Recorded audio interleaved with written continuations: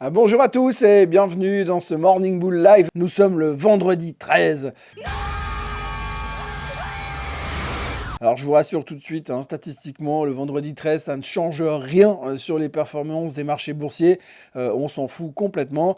C'est juste pour meubler et ça permet d'avoir des titres un peu sympas sur les vidéos ou sur les chroniques boursières du matin. Mais l'un dans l'autre, ça ne va rien changer. Ça ne va rien changer au fait que les marchés sont à nouveau en mode super strong.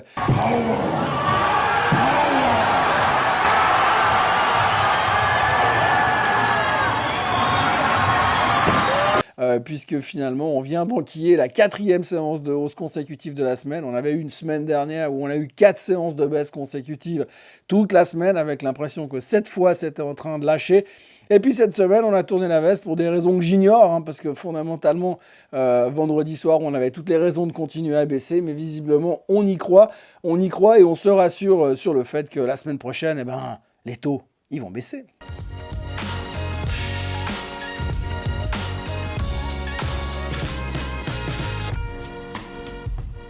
D'ailleurs, les taux, ils ont baissé, puisque hier, il y avait la BCE, vous le savez, et donc la BCE a baissé les taux de 0,25%. What a surprise, on s'y attendait pas du tout, le marché était pris à contre-pied.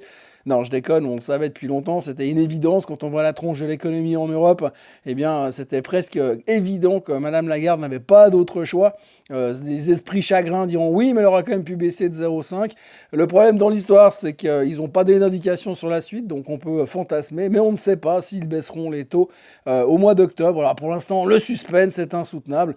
Je pense que si on veut des réponses, il n'y a qu'à regarder la tronche du CPI en Allemagne ces prochains temps, en Europe, et puis regarder un petit peu les niveaux de croissance économique. Mais comme c'est parti, ça m'étonnerait qu'ils ne baissent pas les taux en octobre non plus, parce que visiblement, ça ralentit quand même. Alors non, pas de récession, bien sûr, juste un soft landing, mais pas de récession, donc tout va bien. Mais quand même, ça paraît quand même assez mal emmanché quand on regarde un petit peu ce qui se passe en Allemagne, en France, un peu partout en Europe. On sent quand même une certaine forme de ralentissement, puis que c'est un petit peu moins la joie. Néanmoins, Madame Lagarde a réussi à sortir ça. Alors que l'inflation ralentit, que la croissance économique s'essouffle dans le bloc monétaire, il est aujourd'hui opportun de faire un nouveau pas dans la réduction du caractère restrictif de la politique monétaire. En gros, je baisse à 0,25% les taux d'intérêt et ça va aider l'économie à redémarrer. Voilà, donc l'Europe a fini relativement bien dans le vert, plutôt bien comporté hier. Belle journée, belle séance. On continue à rebondir avec cette semaine qui est définitivement sous la couleur du vert. Il ne reste plus qu'aujourd'hui. Pour l'instant, les futurs sont également dans le vert, donc on espère que ça continue encore et puis qu'on va faire 5 sur 5. On peut rêver en tous les cas. Hier, on a eu les chiffres du PPI aux États-Unis, des chiffres du PPI qui étaient en ligne avec les attentes, on va dire. Certains, là aussi, disent que si on regarde, il y a quand même 2-3 signes, surtout sur le corps, un peu à l'image du CPI mercredi, sur le corps CPI, et là sur le corps PPI, on voit que sur un mois, ça remonte un petit peu. On attendait du 0,1, on vient à 0,2, il y a de quoi paniquer.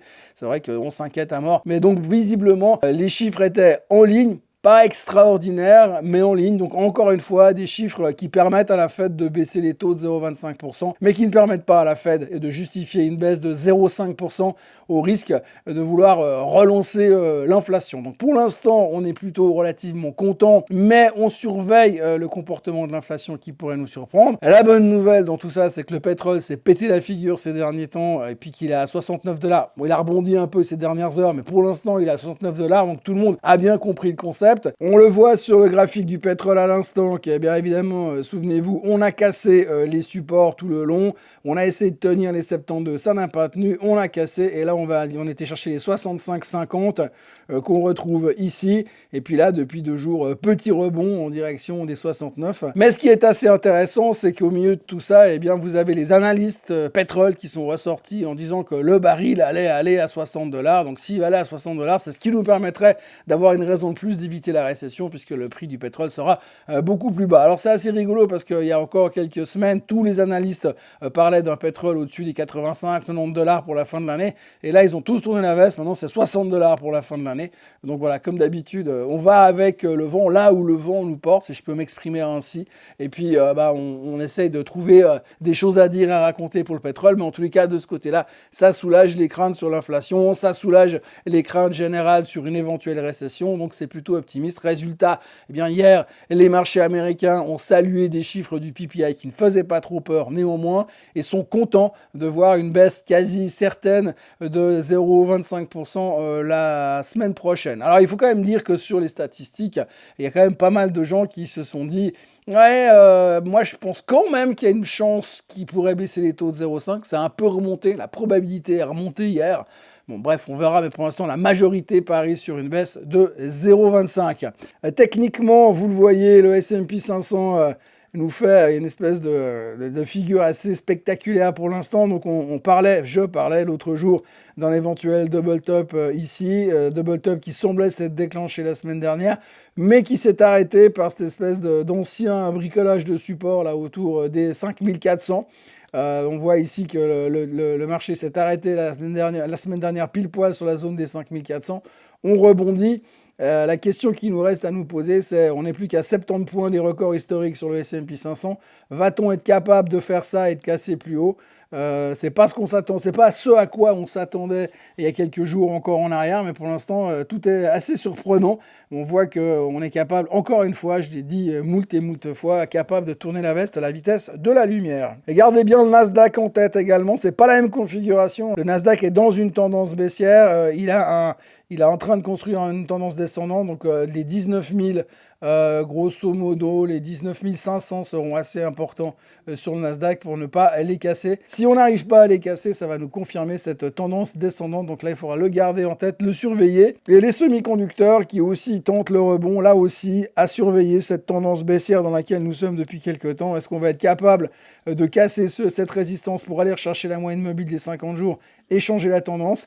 Affaire à suivre, vous voyez quand même que les moyennes mobiles sont en train de se rapprocher. Si on continue dans cette tendance baissière, on va vite se retrouver avec une dead cross sur le SOX. Voilà, donc maintenant, les gens s'attendent à ce qui va se passer la semaine prochaine. Aujourd'hui, on est passé à autre chose. Et les chiffres de la journée ne seront pas exceptionnels de toute manière. Il n'y a pas grand chose. On notera le sentiment du consommateur selon l'Université du Michigan. On notera également la production industrielle en Europe. Mais bon, pas grand-chose qui devrait faire changer le comportement des marchés. Pour l'instant, tout le monde a les yeux rivés sur le meeting de la Fed la semaine prochaine. Tout le monde se dit, c'est génial, maintenant on va pouvoir acheter. Alors je profite pour rebondir sur le fait que ça fait quand même 11 mois aujourd'hui qu'on rebondit en se disant un jour ils vont baisser les taux. Ce jour est arrivé et on va en plus racheter de nouveau pour dire youpi, ils ont baissé les taux. Alors bon, rappelons-nous quand même, quand on voit ce genre de graphique, c'est le graphique qui montre le comportement des marchés à chaque fois que les taux ont baissé, à chaque fois qu'on a changé de cycle et qu'on est parti dans un cycle de baisse des taux. Vous le voyez comme quoi dans un premier temps, le marché ralentit, baisse, voire des fois fortement avant de rebondir. Alors ce graphique n'est pas là pour vous dire c'est parce qu'ils ont baissé les taux que les marchés vont baisser, c'est plutôt parce que l'économie est en train de ralentir que la Fed baisse les taux. C'est un peu dans l'autre sens. Donc aujourd'hui, la Fed baisse les taux, soit parce que l'inflation n'a plus besoin d'être contenue, mais de l'autre côté, il y a aussi une notion du fait qu'il y a une forme de ralentissement. Même si tout le monde nous dit qu'il n'y aura pas de récession, même si tout le monde nous dit que l'économie américaine est forte et que l'emploi est fort, ça veut quand même dire que si la Fed baisse les taux de manière drastique, on parle quand même de 4 baisses de 0,25 d'ici la fin de l'année, donc 1% de baisse d'ici Noël.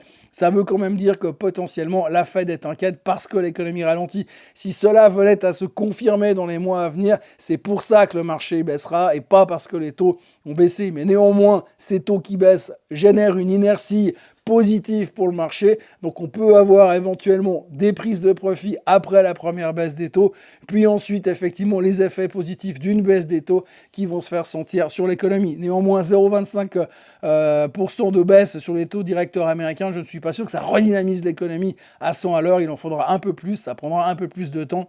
Il y a d'ailleurs l'ancien patron de la Fed de New York qui a parlé hier pour dire que selon lui, la Fed devrait prendre leur courage à deux mains pour baisser les taux de 0,5% afin de relancer l'économie plus vite. Donc voilà, l'un dans l'autre, on ne parle que des taux d'intérêt, que des banques centrales, on digère l'annonce de la BCE qui était un non-event et on va s'enthousiasmer déjà pour mercredi prochain afin de vraiment profiter de cette baisse des taux qui est aussi un non-event puisqu'elle est quand même annoncée depuis un bon moment. Voilà, donc a priori, pas de surprise la semaine prochaine. La journée d'aujourd'hui devrait être relativement calme, même si c'est vendredi 13. À noter juste une petite chose, une petite anecdote quand même, dont on parle relativement peu dans les médias financiers, mais je suis tombé là-dessus sur sur Bloomberg ce matin. Il faut quand même noter que les Anglais et les Américains sont en train de discuter la possibilité de fournir des missiles longue distance aux Ukrainiens. Ce qui voudrait dire qu'avec des missiles longue distance, les Ukrainiens seraient capables de frapper la Russie bien plus loin que là tout de suite proche de leurs frontières. Et donc ce serait vraiment une escalade majeure au niveau de la guerre entre la Russie et l'Ukraine. Mais le problème dans tout ça, et M. Poutine l'a très bien signalé hier, c'est que si les Américains et les Anglais fournissent des missiles aux Ukrainiens pour attaquer la Russie plus en profondeur, ces missiles doivent être guidés par les systèmes de guidage américains et anglais que les Ukrainiens ne possèdent pas, ce qui veut dire que si c'est eux qui guident les missiles sur les cibles, ça veut dire qu'ils participent à la guerre. S'ils participent à la guerre, ça veut dire que l'OTAN est entrée en guerre contre la Russie. Et franchement, on n'a pas envie de voir ça. Donc ça, c'est un truc à surveiller quand même, parce que si l'OTAN, officiellement ou même officieusement, rentre en guerre, la Russie n'aura pas besoin d'un communiqué officiel pour dire qu'ils sont rentrés en guerre contre l'OTAN pour répliquer. Et ils ne vont pas répliquer en balançant des ballons mousse au-dessus des capitales européennes. Donc quand même méfiance de ce côté-là. On n'en est pas là, mais néanmoins la réflexion que font les Anglais et les Américains sur les missiles de longue distance peut poser quelques problèmes, on va dire, militaires et de tensions militaires ces prochains temps en Europe et dans le monde d'ailleurs. Donc méfiance quand même, petite chose à surveiller, même si c'est beaucoup moins drôle et beaucoup moins important et beaucoup moins motivant que la baisse des taux américains de la semaine prochaine. Voilà, en ce qui me concerne, je vais essayer de récupérer un peu ma voix pour faire le Swiss Bliss de demain, parce que ça devient extrêmement difficile en ce moment. Donc, je vous souhaite une excellente journée. N'oubliez pas de vous abonner à la chaîne Suisse Côte en français.